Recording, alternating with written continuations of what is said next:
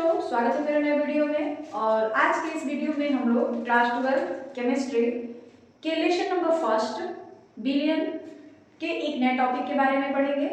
और आज का जो हमारा टॉपिक है वो है आदर्श और अनादर्श बिलियन। ठीक है, कल हमने पढ़ा था राउल्ट का नियम क्या है, राउल्ट के नियम पर आधारित सवालों को हल किया था। आज हम लोग पढ़ेंगे आदर्श बिलियन क्या है। तो क्लास 11th में आपने पढ़ा था आदर्श गैस के बारे में। आदर्श गैस वो गैस होता है जो किसी भी ताप और दाब पर चार्ल्स के नियम का और बॉयल्स के नियम का पालन करता है। उसी तरीके से आदर्श विलयन के बारे में आज आपको पढ़ना है। तो आदर्श विलयन वह विलयन होता है जो किसी भी ताप और दाब पर राउल्ट के नियम का पालन करता है। ठीक है, जितने भी विलियंस होते हैं वो सभी आदर्श विलयन नहीं होते हैं। कुछ विलयन जो होते हैं वही आदर्श विलयन माने जाते हैं जो किसी भी ताप और सांद्रता पर राउल्ट के नियम का पालन करते हैं। ताप और सांद्रता का मतलब ये हो गया कि विलयन चाहे कम हो चाहे अधिक हो, ताप चाहे ज्यादा हो या कम हो, वह राउल्ट का जो नियम है उसका पालन करता है। तो वैसे विलयन को हम लोग आदर्श विलयन कहते हैं। और आदर्श विलयन के कुछ उदाहरण देख लीजिए। सभी विलयन हमें पता है आदर्श नहीं होते हैं, कुछ ही विलयन होते हैं जो आदर्श होते हैं। जैसे यहाँ कुछ उदाहरण लिखे गए हैं, बेंजीन और टॉलुइन का विलयन, क्लोरोबेंजीन और ब्रोमोबेंजीन का विलयन, एथिल ब्रोमाइड और एथिल आयोडाइड का विलयन, मेथेनॉल और एथेनॉल का विलयन। तो ये सारे विलयन जो हैं ये आदर्श विलयन के उदाहरण हैं। ठीक है, जैसे आप कहें ना कि चीनी और पानी का विलयन, तो ये विलयन आदर्श विलयन नहीं है। चीनी और नमक का विलयन, ये विलयन आदर्श विलयन नहीं है। आदर्श विलयन यहाँ पे जो लिखे गए हैं ये नहीं कि यही है, बस और भी हैं, लेकिन कुछ उदाहरण यहाँ पे लिखे गए हैं। ठीक है, अब आदर्श विलयन जो होते हैं उनके गुण क्या क्या होते हैं, वो आदर्श विलयन के लिए कौन कौन सी आवश्यक शर्तें होती हैं, इसके बारे में जानेंगे। तो देखिए, दो अवयव ए और बी से बने आदर्श विलयन के गुण। एक ऐसा विलयन जिसमें दो अवयव हैं ए और बी, तो ए और बी दो अवयव हैं, तो उनसे अगर मिलकर कोई विलयन बना हुआ है तो उसके क्या क्या गुण होते हैं अगर वो आदर्श विलयन है तब। पहला, यह राउल्ट के नियम का पालन करता है। आदर्श विलयन है तो राउल्ट का नियम तो मानना ही पड़ेगा, क्योंकि अगर वह विलयन राउल्ट के नियम का पालन नहीं कर रहा है तो फिर वो आदर्श विलयन तो नहीं माना जाएगा। अर्थात P = Pa + Pb, मतलब जो विलयन का वाष्प दाब है वह उसके जो जो अवयव हैं उनके वाष्प दाब के योगफल के बराबर होता है। ठीक है, कुल दाब बराबर Pa + Pb, यानी उसमें जो जो अवयव हैं, जो जो चीजें मिली हैं उनके वाष्प दाब के योगफल के बराबर होता है उस विलयन का वाष्प दाब। या फिर राउल्ट के नियम को हम लोग इस तरह भी लिख सकते हैं, हमने सिद्ध भी किया हुआ है। ठीक, दूसरा गुण क्या है, दोनों अवयवों को मिलाने पर विलयन का आयतन दोनों आयतनों के योग के बराबर होता है। अर्थात मिश्रण में परिवर्तित आयतन, मतलब ये कि मान लीजिए दो अवयव हैं, कोई विलयन बना है जिसमें दो अवयव हैं ए और बी, तो विलयन तो बना है उन दोनों अवयवों को मिलाने से, तो जो विलयन का आयतन होगा वो उन दोनों अवयवों के आयतन के योगफल के बराबर होगा। यानी विलयन के आयतन में से दोनों अवयवों के आयतन को जोड़कर घटाएंगे तो क्या आ जाएगा, 0, क्योंकि दोनों तो बराबर हैं। जैसे मान लीजिए फॉर एग्जांपल हमने कहा कि आप शरबत बना के लाइए 1 गिलास।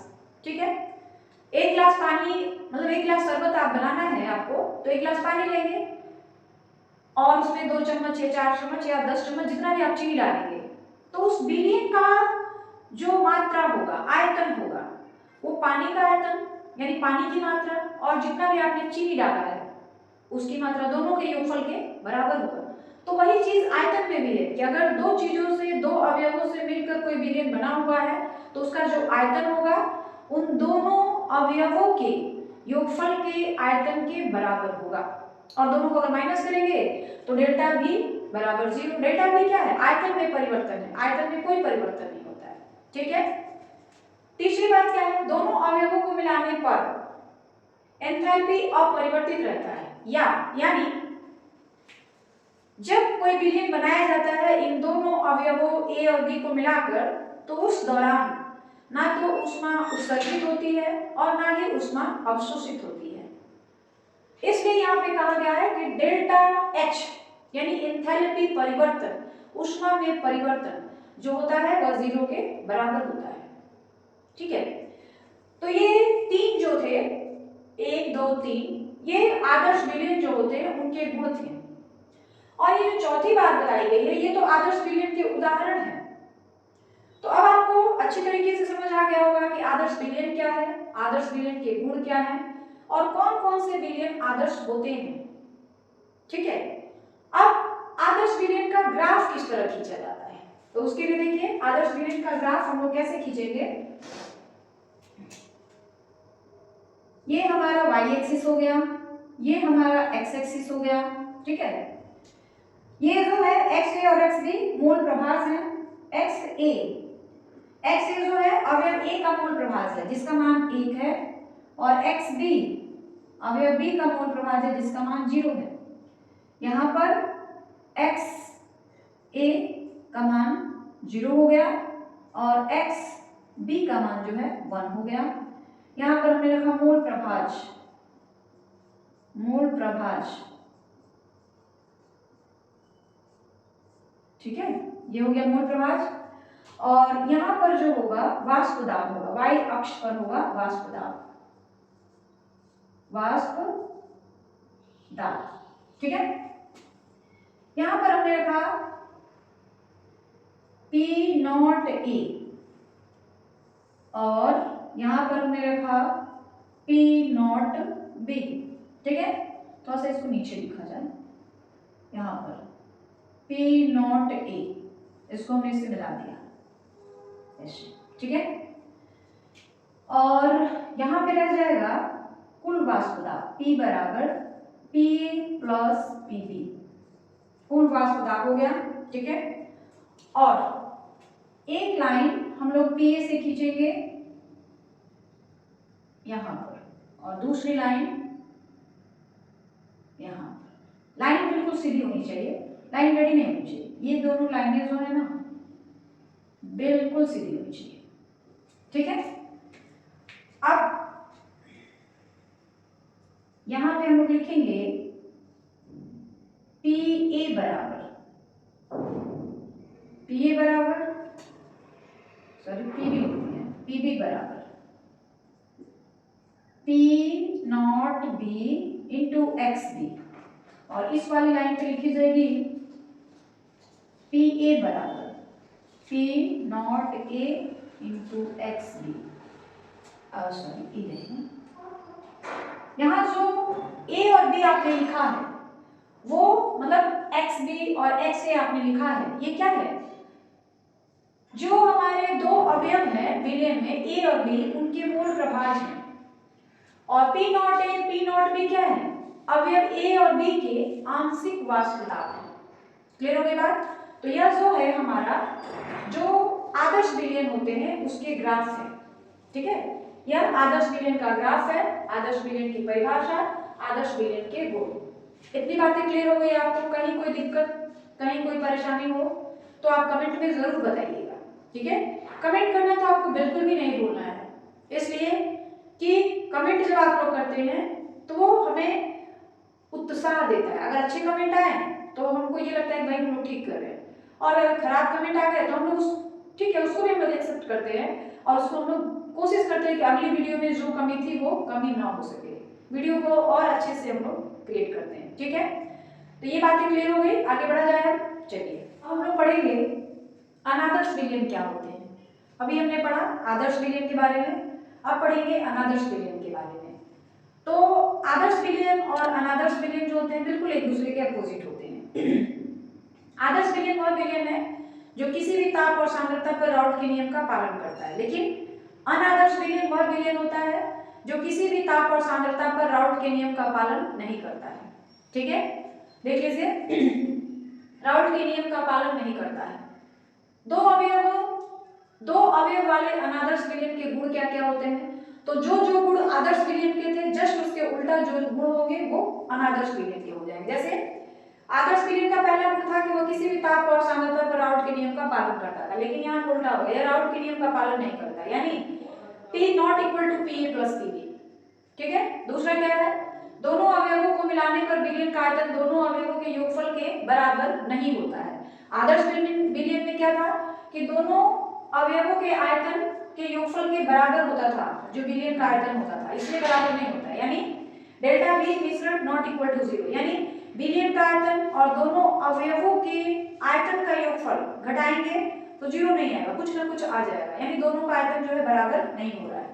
तीसरी चीज, दोनों अवयवों को मिलाने पर एंथैल्पी परिवर्तित होता है, अर्थात delta H is not equal to 0। मतलब आदर्श विलयन में क्या था कि जब विलयन बनता है दो अवयवों को मिलाकर तो उस समय ऊष्मा ना तो उत्सर्जित होती है और ना ही अवशोषित होती है। लेकिन जो अनादर्श विलयन होते हैं, जो उसमें जब विलयन को बनाया जाता है दो अवयवों को मिलाकर, तो उस समय ऊष्मा अवशोषित भी हो सकती है या ऊष्मा उत्सर्जित भी हो सकती है। तो ऊष्मा उत्सर्जन या अवशोषण के आधार पर अनादर्श विलयन को दो भागों में बांटा गया है। पहला, धनात्मक विचलन प्रदर्शित करने वाले अनादर्श विलयन, और दूसरा ऋणात्मक विचलन प्रदर्शित करने वाले अनादर्श विलयन। ठीक है, आदर्श विलयन के कोई प्रकार नहीं, लेकिन जो अनादर्श विलयन होते हैं उसके दो प्रकार होते हैं, क्योंकि अनादर्श विलयन में कभी ऊष्मा का उत्सर्जन भी होता है और कभी ऊष्मा का अवशोषण भी होता है। तो इस ऊष्मा के अवशोषण और उत्सर्जन के आधार पर अनादर्श विलयन को दो भागों में बांट दिया गया है। अब ये ऋणात्मक विचलन प्रदर्शित करने वाले विलयन क्या है और धनात्मक विचलन प्रदर्शित करने वाले अनादर्श विलयन क्या है, इसके बारे में हम लोग जानेंगे। तो पहले ये सारी चीजें क्लियर है आपको कि अनादर्श विलयन क्या है, उसके गुण क्या है। ठीक है, आप कोई दिक्कत कोई परेशानी नहीं है तो आगे बढ़ा जाए। चलिए, अब हम लोग जो अनादर्श विलयन होते हैं उसके दो प्रकारों के बारे में पढ़ेंगे। तो उसके दो प्रकार होते हैं, पहला होता है धनात्मक विचलन प्रदर्शित करने वाले अनादर्श विलयन और दूसरा होता है ऋणात्मक विचलन प्रदर्शित करने वाले अनादर्श विलयन। अनादर्श विलयन तो आपको पता ही है, वो विलयन जो किसी भी ताप और सांद्रता पर राउट के नियम का पालन नहीं करता है। ठीक है, उसके दो प्रकार होते हैं, पहला और ये है दूसरा। जो धनात्मक विचलन प्रदर्शित करने वाले अनादर्श विलयन होते हैं वो क्या होते हैं? वह विलयन होता है जिसमें अवयव ए और बी के आंशिक वाष्प दाब राउट के नियम द्वारा निर्धारित किए गए वाष्प दाब से अधिक होते हैं। मतलब जो उसके दो अवयव होते हैं ए और बी, उनका आंशिक वाष्प दाब जो होता है राउट के नियम से जो हम लोग वाष्प दाब निकालते हैं उससे अधिक होता है। और ऋणात्मक विचलन में क्या होता है? अवयव ए और बी का आंशिक वाष्प दाब जो होता है राउट के नियम द्वारा निर्धारित किए गए वाष्प दाब से कम होता है। ये चीज है। ठीक है, अब जो धनात्मक विचलन प्रदर्शित करने वाले विलयन होते हैं अनादर्श विलयन, उनके गुण क्या क्या होते हैं? तो उसमें पीए जो होता है ग्रेटर होता है पी नॉट ए और एक्स ए, फिर पीबी जो होता है पी नॉट बी और एक्स बी से अधिक होता है। दूसरी चीज, डेल्टा एच मिश्रण धनात्मक होता है। मतलब ये ना कि जो एंथैल्पी परिवर्तन होता है, यानी जब विलयन बनाया जाता है दो अवयवों को मिलाकर, तो वहां पर ऊष्मा परिवर्तन जो होता है वो धनात्मक होता है। यानी अभिक्रिया में मतलब जब विलयन बनती है तो उस समय जो ऊष्मा होता है वो उत्सर्जित होता है। जब दो अवयवों को लेकर हम लोग किसी भी धनात्मक विचलन करने वाले अनादर्श विलयन को बनाते हैं तो उस दौरान ऊष्मा का उत्सर्जन होता है। ठीक है, और तीसरी बात डेल्टा भी मिश्रण जो होता है वह भी धनात्मक होता है। ठीक है, और इसका ग्राफ किस तरह खींचा जा सकता है? जैसे हम लोगों ने आदर्श विलयन के लिए ग्राफ खींचा था उसी तरीके से इसका भी खींचेंगे, लेकिन उसके पहले ये देख लीजिए कि ऋणात्मक विचलन प्रदर्शित करने वाले अनादर्श विलयन क्या होते हैं। वह विलयन होता है जिसमें अवयव ए और बी के आंशिक वाष्प दाब राउट के नियम द्वारा निर्धारित किए गए वाष्प दाब से कम होते हैं। आंशिक वाष्प दाब जो होता है कम होता है। ठीक है, यानी इस विलयन में क्या-क्या चीजें होती हैं? P A less than P zero A X A, P zero A X A जो है और एक्स बी जो है वो अवयव ए और बी के मोल प्रभाज हैं। डेल्टा एच मिश्रण ऋणात्मक होता है। यानी जब हम लोग ए और बी दो अवयव को लेकर विलयन बनाते हैं तो उस समय ऊष्मा का अवशोषण होता है, और ऊष्मा का अवशोषण होता है इसलिए डेल्टा एच का मान ऋणात्मक हो जाता है। ऊष्मा जहां उत्सर्जन होता है वहां पर डेल्टा एच का मान धनात्मक हो जाता है। और डेल्टा भी मिश्रण मतलब जो आयतन में परिवर्तन होता है वह भी कैसा हो जाता है? ऋणात्मक हो जाता है, और यहाँ पे आयतन में परिवर्तन धनात्मक हो जाता है। तो ये थे जो अनादर्श विलयन होते हैं उनके दो प्रकार, उनके डिफिनीशन हमने पढ़े, उनके गुण क्या क्या हैं वो हमने पढ़ा। अब इन दोनों का ग्राफ किस तरह खींचा जाता है? तो जो ऋणात्मक विचलन प्रदर्शित करने वाले विलयन होते हैं उसमें सब कुछ ऋणात्मक होता है, धनात्मक में सारा कुछ धनात्मक होता है। तो इसका हम लोग ग्राफ कैसे खींचेंगे? देखिए बहुत ही सिंपल है, जैसे हमने आदर्श बिलियन के लिए ग्राफ खींचा था बिल्कुल उसी तरह खींचेंगे। देखिए ये हो गया, यहाँ पे हमने रखा था एक्स ए, तो जो एक्स ए का मान था वो हो रहा था 1 और एक्स बी का मान आ गया 0, ठीक है। यहाँ पर एक्स ए का मान आ जाएगा 0 और एक्स बी का मान आ जाएगा 1, ठीक है। यहाँ पे हम रखेंगे मोल प्रभाज, मोल प्रभाज, ठीक। इधर हमारा वाष्प दाब रहेगा, वाष्प दाब, ठीक है, ऊपर की दिशा में, और ये मोल प्रभाज है। यहाँ पे हम लिखेंगे P नॉट ए, इस वाली लाइन पे कहीं होगा P नॉट बी। पहले हम लोग क्या करेंगे, इसको इससे मिला देंगे, आदर्श विलयन में यही किया गया था, फिर इसको इससे मिला दिया जाएगा और फिर इसको इससे मिला दिया जाएगा,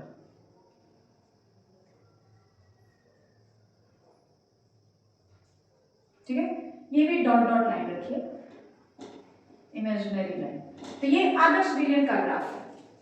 लेकिन अगर धनात्मक विचलन प्रदर्शित करने वाला अनादर्श विलयन है तो इस तरह पहले ग्राफ खींच लेंगे, फिर उसके ऊपर से जितनी लाइनें हैं ना उसके ऊपर से लाइन खींची जाएगी, क्योंकि विचलन कैसा हुआ है, धनात्मक हुआ है, तो ये लाइन थोड़ी सी ऐसे ऊपर जाएगी, इसके ऊपर ऐसे, ठीक है।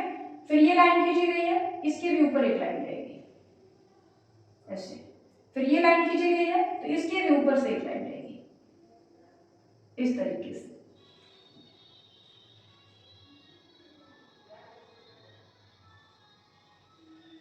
ऐसे, ठीक है।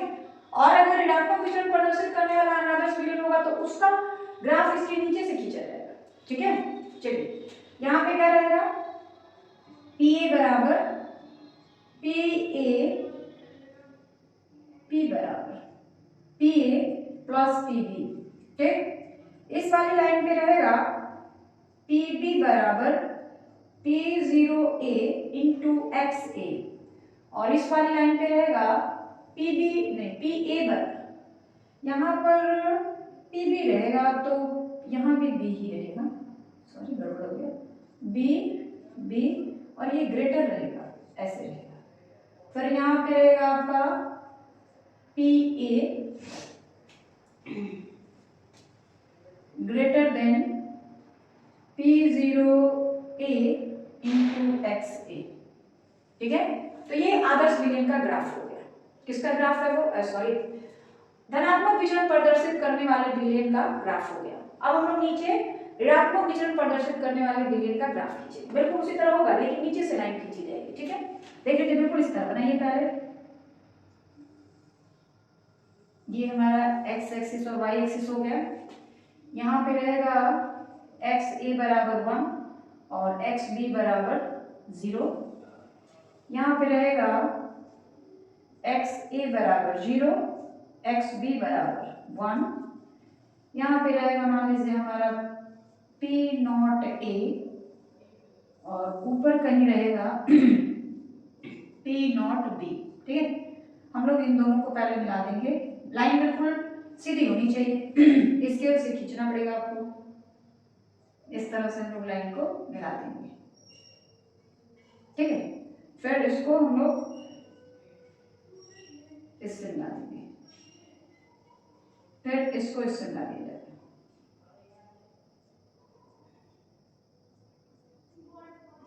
ऐसे, ठीक है। अब जो ग्राफ ऋणात्मक विचलन प्रदर्शित करने वाला विलयन है वो नीचे से ग्राफ खींचा जाएगा, ठीक है। तो इस लाइन के नीचे से ऐसे ऐसे, फिर ये दूसरी लाइन है इसके भी नीचे से ग्राफ खींचेंगे, फिर ये तीसरी लाइन है इसके भी नीचे से ग्राफ आएगा, ठीक है। यहाँ पे रहेगा पी ए नहीं पी बराबर P A plus P B, इस वाली लाइन पे रहेगी पी बी लेस देन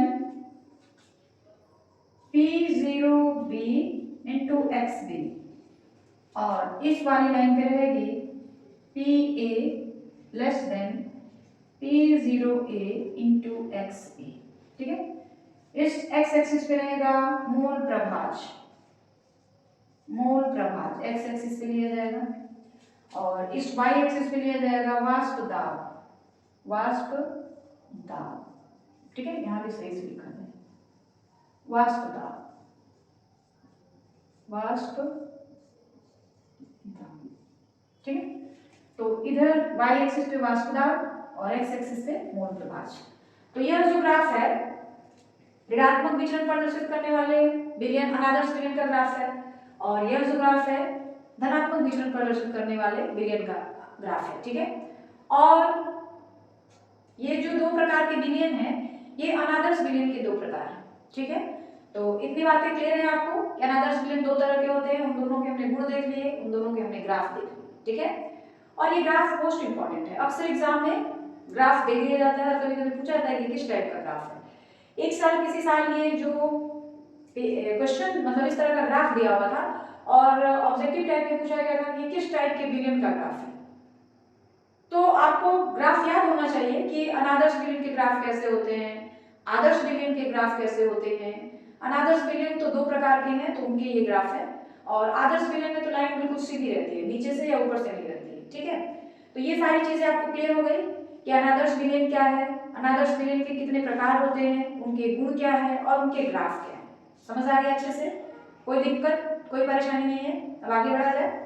तो आज हम लोग वीडियो को यहीं स्टॉप करेंगे और बाकी इसके आगे के जो टॉपिक्स होंगे वो हम लोग कल के वीडियो में पढ़ेंगे।